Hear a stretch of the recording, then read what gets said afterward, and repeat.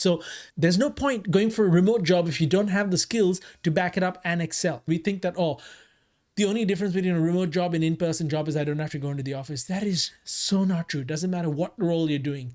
I can guarantee that 99% of the skills you need to do remote are probably not being exercised when you're doing it in person. And what ends up happening is performance ends up dropping. The third one, no doubt, hands down, probably especially in the age of AI, going to be one of the most important skills you can have out there is communication. Remote work takes about double the amount of skill that normal in-person work does. So let me tell you, remote work is great. It's wonderful, but it requires a bit of a transformation. Welcome to Easier Said Than Done with me, Zubin Pratap, where I share with you the tens of thousands of dollars worth of self-development that I did on my journey from 37-year-old lawyer to professional software engineer. The goal of this podcast is to show you how to actually do those things that are easier said than done. Hey guys, welcome back to Easier Said Than Done and how to do it. And on this episode today, I want to talk to you about all the challenges with remote jobs, okay? Because I know everyone's interested in one and they're fantastic. I've been working remotely for over 10 years now in various forms, either work from home or completely globally remote. And there is a ton of skill involved in doing this. So that's my goal for today, is to give you guys a full sense of all the skills that you didn't know you need to have to actually thrive and succeed in this environment, because it's actually a lot harder than in-person work. And more importantly, not everyone's great at managing themselves in this kind of work. And what ends up happening is performance ends up dropping if you're not careful. And I've seen this so many times that performance drops and then they get managed out or they get fired and stuff like that. So there's no point going for a remote job if you don't have the skills to back it up and excel. If a remote job is going to send your career backwards compared to an in-person job, then it's a bad decision. So we need to level up our skills on that. And I'm actually working on a full short course on this, a course for people to level up their careers using remote work that I will be publishing this year when I get some time. But for right now, I'm going to summarize all the key skills. I'm going to cover about 9 or 10 of them. Hi, if you want a no BS insight into how to change your career, whether to code or something else, and how to actually get job opportunities in tech, then please subscribe and like. It's no BS because I have zero incentive to mislead you. I just want to help you and give you tons of value so that you will consider working with me to get to your next career. Take a look at the description text below to learn more about the training I offer. But I do post content here regularly, and by subscribing and liking and hitting that notification bell, you will get to know when I post new industry insights for you. You'll also know within about 3 seconds if you want to learn more, but at least you won't miss out. Oh, and please follow me on LinkedIn too. I pretty much post there every single day. Just look for my name, Zubin Pratap. All right, so please like and subscribe to this channel, and let's get back to the episode. Let me start by sharing my screen so that you guys, for those of you who are listening, I usually share my screen on the YouTube videos so that we can walk through the workbook together, right? So I have a couple of goals for you I have a couple of goals for myself on this episode. The first is to understand what we mean by remote. And there are 4 different types that I've seen and I've personally done myself. The second is to give you an insider's perspective after more than a decade of doing this kind of work as to what it takes to actually deliver great results, to exceed expectations and to do really, really well, and to continue career growth, both in terms of fulfillment and financially. So, first up, a big warning for you guys. Remote work takes about double the amount of skill that normal in-person work does. And really, all the skills that I'm trying to talk to you about today are about knowing how to be a top performer and not get fired. Obviously, a top performer won't get fired, but a weak performer will. So as long as you're not a weak performer, you're not going to get fired, but then you want to raise the bar and also be a top performer while being remote, because that opens up a ton of opportunities. So let's talk about why I have an opinion on this. Number one, I've been doing remote work in one form or the other, and I'll talk about all 4 forms, but I've been doing it for more than 10 years. Okay. And in my engineering career, 80% of my career has been remote as an engineer. And engineering is a particularly hard one to do remote in because there are really complex systems. Engineers often aren't very good communicators, so getting onboarded by them was hard. I had an advantage because as a lawyer, I'm very strong on my communication and organization and planning and written communication as well, but not everybody's like that. And that was a bit of a challenge. Okay. Now, before COVID, I was doing hybrid work anyway, either work from home or working remotely across geographies and time zones. And even back when I was a lawyer, this is 10 something years ago, I was regularly leading teams of cross-functional lawyers from different countries as we did what's known as international M&A, international mergers and acquisitions. I'd have to coordinate with teams across the world. Ultimately, that's the same thing as being a remote worker, because if you're working with people from around the world, it's exactly the same as working in a remote environment, in the sense that you're coordinating across time zones, cultures, geographies, languages, working habits, working cultures, and so on and so forth. And you have to be able to lead and influence through all of that. Now, let's talk about the 4 types of remote work. Let's be very clear in our definitions, because each type is different and gets progressively harder. So let's start with the easiest, hybrid. What do we mean by hybrid? Hybrid means you're working from home some of the days of the week. Not all of the days of the week, but some of the days. It could be 2 days, 3 days, whatever, right? That's the easiest level of remote work. Now, obviously, I'm not talking about in-person work where you're 5 days a week together. That's a different thing. We're just talking about situations where you're working remotely or flexibly. First one, hybrid. Second one is working from home full time, which is definitely harder than the hybrid model, because you don't actually interact with people and a lot of knowledge and information can get lost. Know-how transfer is a challenge. So that's harder, and onboarding is really hard. The next level up that's even harder than working from home is the working from home but in a remote time zone, which means you're not in the same time zone as your colleagues. So for example, if you're in the East Coast and your colleagues are in the West Coast, you'll see it gets a lot harder, especially if your entire team's in a different time zone. That's the third level up. And the hardest is what I do these days, which is completely remote, work from anywhere in the world at all. And that's much harder because, for example, in my team, we were across, I think, 7 different time zones. So coordinating meetings is really hard, and we'll dive into some of the challenges. So those are the 4 types of remote work. Now, why do I say it's so hard, guys? And this is really important. First and foremost, let me say that I'm going to go through about a dozen points here on the screen, maybe a little bit less. They're in no particular order, but they're kind of going to be from obvious to less obvious, right? The ones at the bottom half of the list are less obvious. So let's go through them in sequence from the more obvious ones.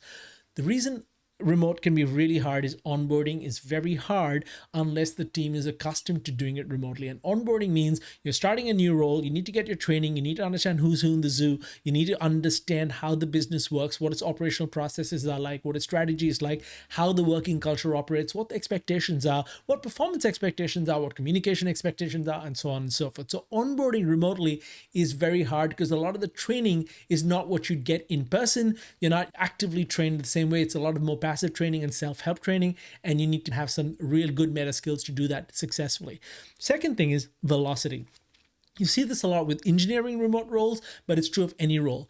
Another way of putting this is that you can't move as fast as you could if you're all together. And that's because when you're together, you can just look over the cubicle or look into the next office and say, hey, Mary, can you help me with this? Or what do you think about this? And the response is usually instant unless they're on the phone or busy in a meeting. But what happens when you can't see the people, when you have no face-to-face contact with them, when you don't know if they're available, if they're at the other end of the chat app or not, right? So you can get blocked. And especially in remote global, you can get blocked for 24 hours or more as you wait for the other people to come online, see your message, process it, understand, prioritize responding, and so on and so forth. So these are really important. And if you don't know how to maintain your speed adequately, you will fall behind and your performance will be affected. And I'll talk about some of the skills you need to get around this in a bit. The third one, no doubt, hands down, probably, especially in the age of AI, going to be one of the most important skills you can have out there is communication. Now, communication has become more and more remote as time goes on. 100 and something years ago, before the telephone, people were always communicating face-to-face or via telegrams and stuff like that. Then the telephone came out, that sped up communication, but is also more remote. Now, when you're doing it digitally, it's much more typed communication than spoken communication, which has significant challenges. Non-verbal cues are missed. There's a lot of context that needs to be delivered, which means, for example, if I'm trying to ask a question of somebody who's not fully familiar with where I'm coming from, what my context is, I have to explain a lot more stuff by typing things out. And a lot of people, when they're in a hurry, don't do a good job of this, miss the context, the other person misunderstands, don't have enough information to answer, and therefore won't answer, or they'll give you the wrong answer. And it's not necessarily their fault. We have to take the responsibility for quality communication. So you have to be very thoughtful in the way you type it. So that's the third skill, communication of multiple types. There's communicating to people who are reporting into you, communicating to your peers, and communicating up to managers and above, right? Very different skills, and you have to master them all. Now, the fourth one is meeting and scheduling, trying to make what would otherwise be asynchronous work, which means you're working not together at the same time at the same place, but asynchronously at different times at different places, trying to then synchronize each other for a few hours a week where you do happen to get together for meetings or brainstorming or whatever, that's a really hard skill to do. And we'll talk about why when we talk about the skills needed to do that successfully. Now, the next one on my list is relationships, right? Relationships is super, super, super important. Definitely important when you're in person. And I've just renumbered on the screen for those of you watching because I wanted to refer to the point by number. So relationships is number 5. Relationships is really important in person, and it's super important remotely when you don't have time to grab a coffee together, take a walk around the block together, go for lunch. You don't have the time for all the social side. Most of your interactions are very transactional, very work related, very straight to the point. It's harder to build relationships that are meaningful where you can actually collaborate with each other. Number 6, tools and processes. Now, a lot of companies that weren't used to remote got caught very badly off guard during COVID because they didn't have the right processes and they didn't have the right investments in the tools. I can tell you that the tooling is not obvious. Like, even being able to remotely access your data and your infrastructure and your email takes a lot of security investment. Now, 12, 13 years ago when I was a lawyer and I would work remotely or from different time zones as I traveled around for work, there was a lot of investment put into securely accessing your office emails. Now, it sounds ridiculous today, but 13 years ago, that wasn't an easy problem because we weren't using cloud email providers, right? We were using on-premises hosted Microsoft email servers. And so security, tunneling in securely was a challenge. Nowadays, that's a lot better, but it's still a really important requirement. So not all businesses can afford to do it right or do it at scale. So having the right tools and then the right processes to support the tools is really, really important because you have to have the right working culture and expectations and processes to make sure people get the information, people get their supervision, people get the feedback they need, people get the assistance and guidance they need, and they get unblocked and unstuck and they get onboarded. So all of that is process, right? Or if they have to find information, it's better to not have to wait for somebody and to find it in a reliable place. But then you need to have processes to maintain that repository of information and so on and so forth. So tools and processes, very hard problem to solve. Next one, performance. Now, this is, as I said, the further down the list I go, the more subtle or non-obvious the point becomes. Now, performance is really hard. Why? Most of your work is invisible. You're not actually seeing each other work in the office all the time at the same time. You're not actually able to see what inputs and outputs are going in. You actually don't see anything. And then you have outputs that come out the other end and you don't know whether delays are justified or not. Like, it's hard. And so performance becomes hard because you need to manage your own performance. You need to work with your manager to have your own performance reviewed, which means they need to know what you're doing, but they're not with you every day or all the time. And they're not seeing stuff, so there's a lot more trust involved and a lot more demonstration and signaling through other means. And then you need to manage yourself and you need to measure your own performance against your goals, all of which is hard when you could be sitting in your living room and working or sitting on a couch somewhere and working, and you don't have your team around you and you don't know whether your work is fitting into what everybody else is doing. The next problem, number 8, is it's much harder to be seen and noticed when you're remote, when you're stuck in your room. And that is very, very important for your progress. You need to be seen, you need to be noticed, you need to have people understand what you're doing and where you fit in. And this is not about marketing yourself, though marketing yourself involves being seen and noticed.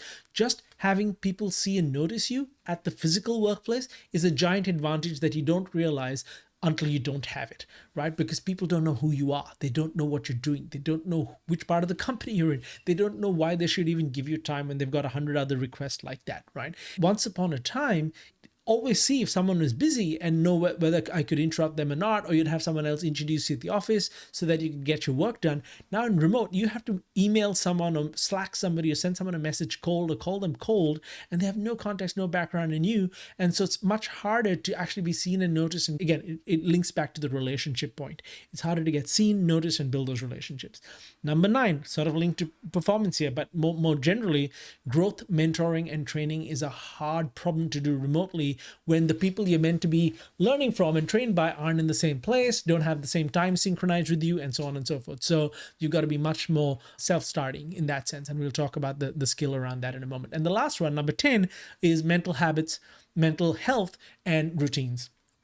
Now, this one's really important because a lot of people think, oh, it's all just fun. I have flexibility. I can do whatever I want. And it's not really like that because, it often can be harder. There's more information to process remotely without the help when you're doing remote work. And so what ends up happening is people get poor boundaries between work and personal life, and they don't have clear rules and habits and routines for themselves, which then leads to slightly negative or declining mental health, sense of well-being, happiness, physical health, fitness. So you have to be super disciplined to get around these problems. So that's why that's another hard problem, remote work, that people don't necessarily think about.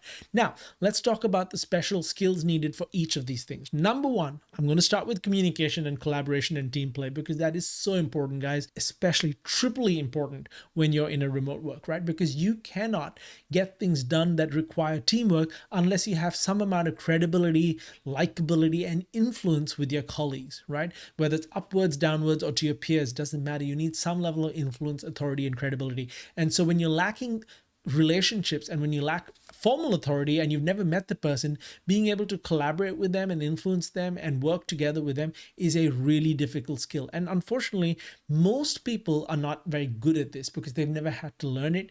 It's a very different relationship from when you see people face to face. Digitally communicating is extremely difficult because people behave differently digitally than they would in real life, and it can be a hard thing to do well, to build those communication bridges. Now, the next skill that you need is to be ultra organized, which means you need to have reliable systems and processes for yourself.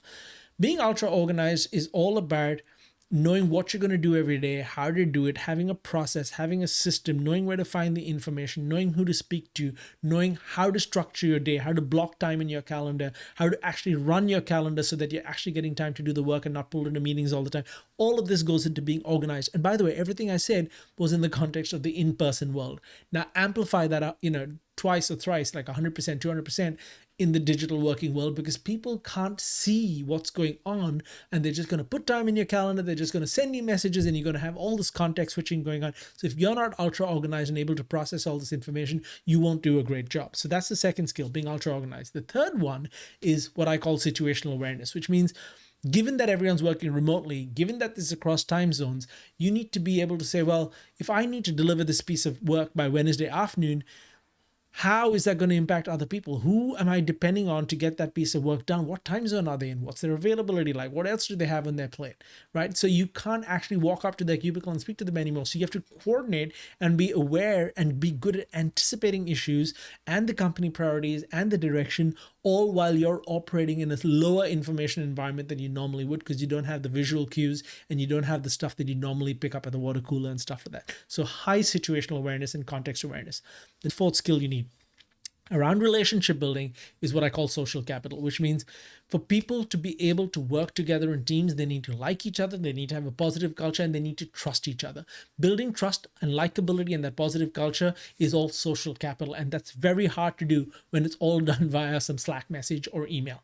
You need to have the skills to reach out to people and build that social capital in a systematic, patient way, in a way that's off service. Something that I work a lot with my students on is really raising your ability to communicate digitally, physically, emotionally, and personally, right? So you have to be able to do that very, very, very well. Why? Because A, it improves the culture in the team, and B, that drives better results for everybody, and C, you get better results when people are more likely to cooperate with you. We are cooperative social animals. That's how we get things done. The ultimate leverage that humanity has is that we cooperative. We can do more together than we can do as one, right? And that's super important, that kind of relationship building and social capital. Okay, fifth skill, reputation management. Now, this sounds kind of, hokey or weird or, gross or cynical, depending on what filter you put in it. But what is reputation management? Reputation management is having professional credibility and standing. Okay, you have a professional reputation.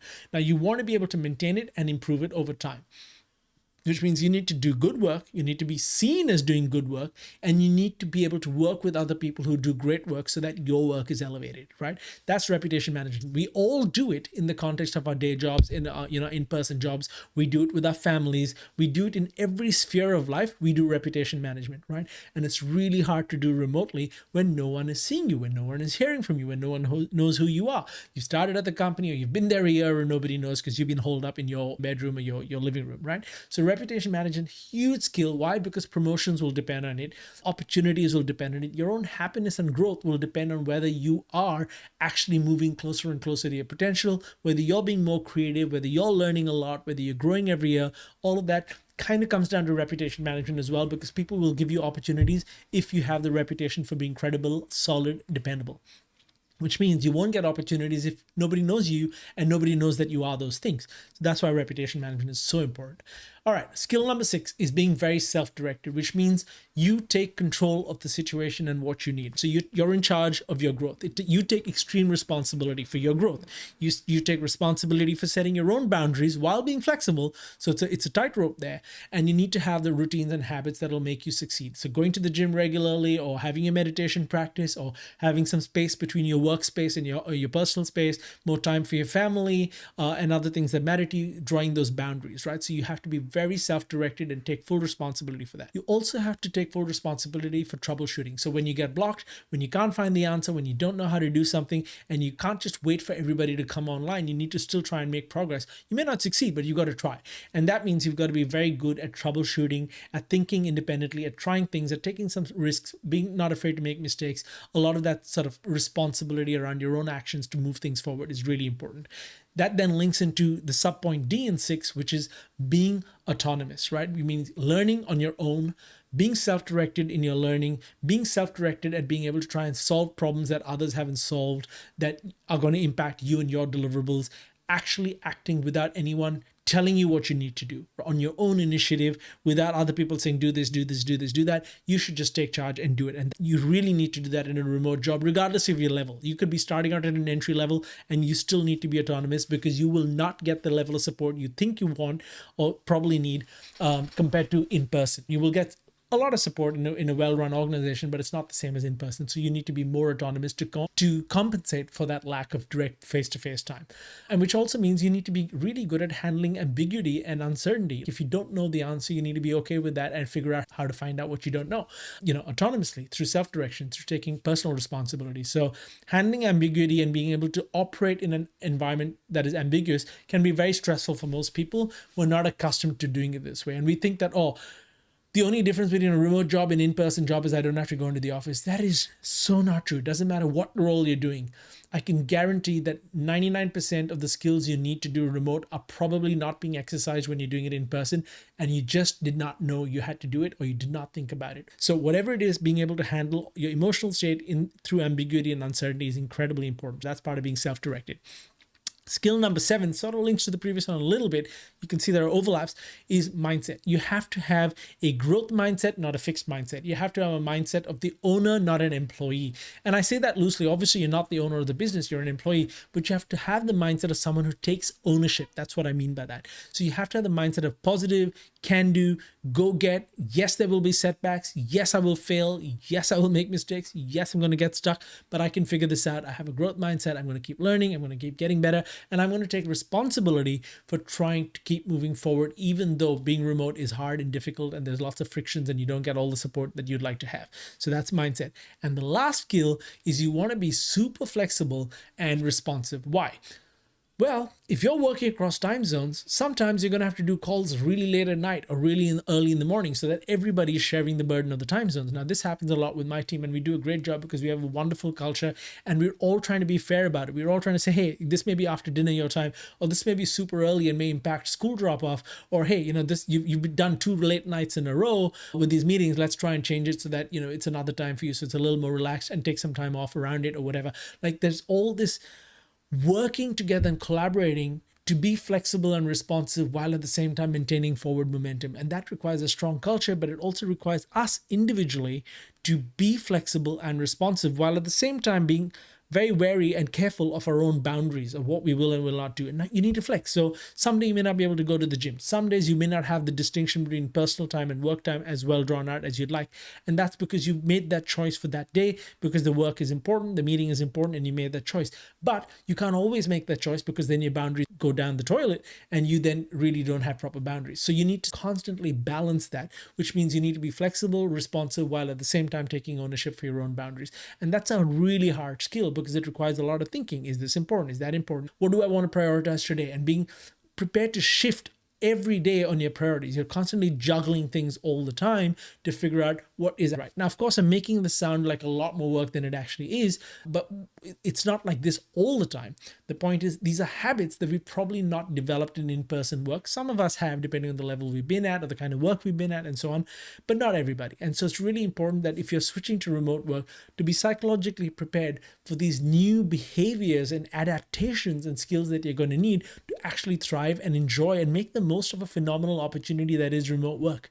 So these are the skills, guys, and I hope that was useful to you. Now, please, if you got any value from this, please like and subscribe, because I need the feedback from you guys that you're enjoying this stuff, this material is useful to you, that it's important to you, that you've learned something, that it's not something you've heard somewhere else. Because to be honest, a lot of people out there talk about stuff they don't know anything about. I only talk about things that I've directly been doing for years. So let me tell you, remote work is great, it's wonderful, but it requires a bit of a transformation, mindset wise, emotionally, habits, skills, all of that.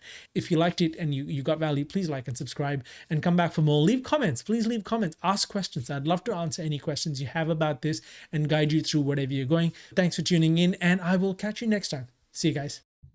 Do it. Just subscribe. You know you got to do it.